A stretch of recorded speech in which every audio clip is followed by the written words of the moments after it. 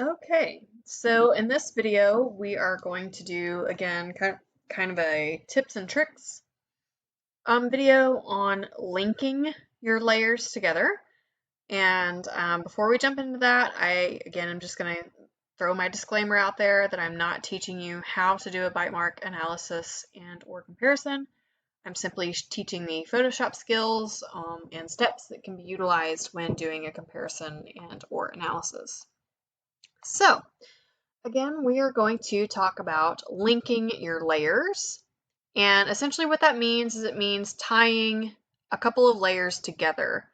And really what I use this for is linking my different types of overlays together so that basically when I move one overlay, it moves all of the others.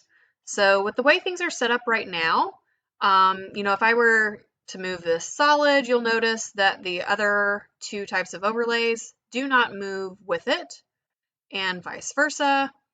I move this one, I move that one. They move independently currently. So why would I want to link them together? Well, let's say that I get my solid volume overlay lined up on the bite mark how I think it needs to be. So now I'm going to do that with my hollow, and we, kind of match up the teeth, so to speak, there. All right, now I'm going to do I'm going to not grab that one. I'm going to get my trace contour lined up on the teeth how I think it needs to be and lined up with the bite mark. So, all right, now I've gone in and I've lined all my overlays up.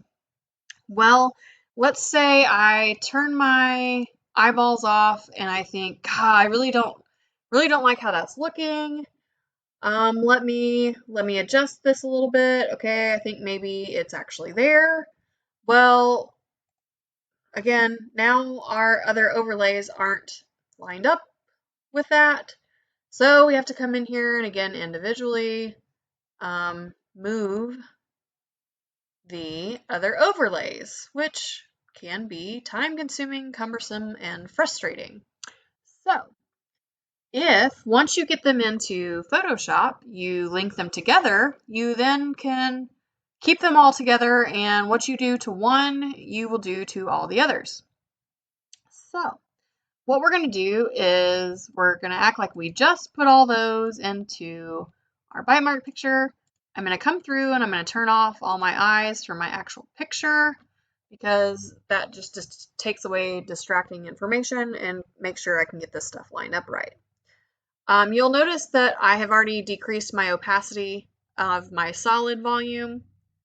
Let me turn those off so you can see that better so that I could see where it was against the picture. I really want to be able to see that fully now while I'm lining all this up, so I'm going to take my opacity back to 100%. Okay, so what I'm going to do first is I'm going to line up my trace contour, and I'm actually going to make this just a little bit bigger so that I can really see things nice and close. And again, what you're trying to do is you're trying to get your little outlines lined up with the portion of the teeth that you traced, so to speak. And we're going to say that that's where that needs to be. And now we're going to look at our hollow. So we got to get our hollow lined up. I'm going to turn my trace contour over so that it's not distracting me while I'm doing this. And now we're going to get our hollow lined up, and that looks pretty good. So we can turn our trace contour on. Oh, that's our mandibular. Helps if I turn the right arch on. And we'll see that things are pretty, those are pretty lined up. Okay, so now that we've gotten everything lined up together, what we want to do is we want to link these. And the way that we do that is you want to hold your control button down if you've got a PC, and I believe it's Command if it's a Mac. I do not run a Mac, so if that is not the correct key, please don't send me hate mail. But we're going to hold our control button down for PC, and then we're going to click on the layers that we want to be linked together. In this case, it's our 3 maxillary overlays. Once you've got all 3 layers highlighted, or all the layers you want to link together highlighted, you're going to right click and you're going to select link layers. And now notice that we've got little chain links next to those three. So what that means is, and I'll just show you. So let's see, I move my solid overlay around. Well, because we've now linked those, our other two overlays have followed along. So we don't have to take the time to line everything back up again. So it's really nice when you are, again, starting to line things up with your bite mark. And let's say we're just using our hollow overlay currently, and we're moving that around. Well, we're moving it around if I can grab it. Moving that around, and we think, okay, that's where we want it to be, but maybe let's look at our solid on top of that. And again, remember that you can come in here and you can change the opacity on your solid so that you can see through it. And so now we can look at our solid overlay based on how we lined up our hollow one, because again, they're all linked together. So again, it's just helpful because it lets you move one and it moves all three.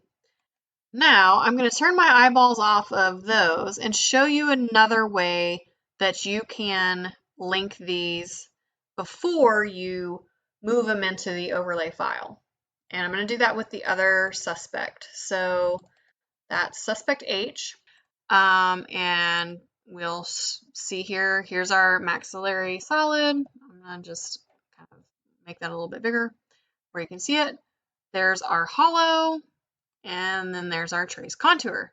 You can see that everything is already lined up on top of each other in your suspect cast, because if you remember when you were making these overlays, you should have been doing it right on top of each other. So this is kind of the true alignment, so to speak, with everything. And this is why you may want to do the linkage before you move everything over, because then you know everything's lined up exactly how it was when you made the overlays. So the way that we do that is same way. You hold the control button down and you click the three layers you want to link together. In this case, right click and click link. Now those are all linked together. And unfortunately, I've found that this only works if you've got just one arch. You have to have them basically separated arches. So you'll notice I don't have anything mandibular in here. It's just maxillary.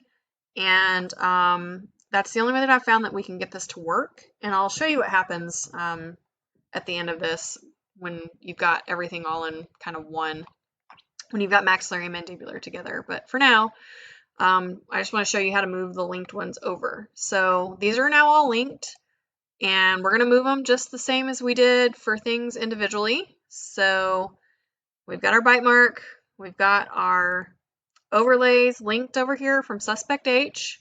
We're going to do our rectangular marquee tool.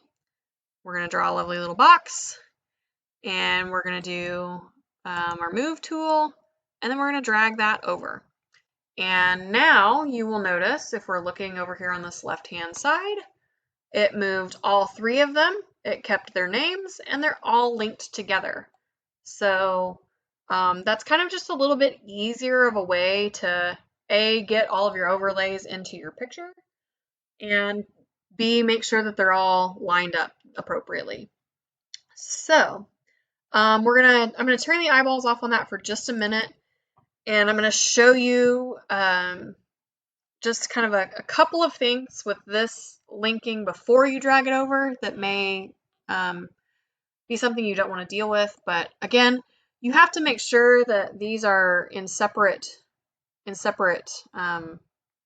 layers, your maxillary versus your mandibular. So for instance, you know, here's ones with both in there. And if I were to try to do this just from this picture, if I come in here and I link all of these together, so whoop, let me click on the right one here. So right click and we link all those together. Well, what happens is if I want to move just one arch, regardless of the fact that I have come in here and I've selected that, you'll notice that it moves the whole thing.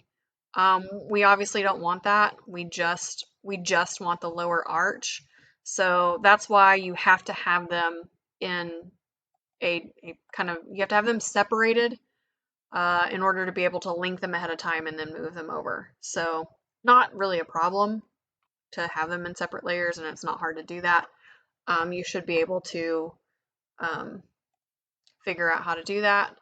I'm not going to cover that in this video, again, just to make, because this video is really just about linking. So the other thing to note is the difference between, what's the difference between linking them ahead of time and linking them after you get them into the photo?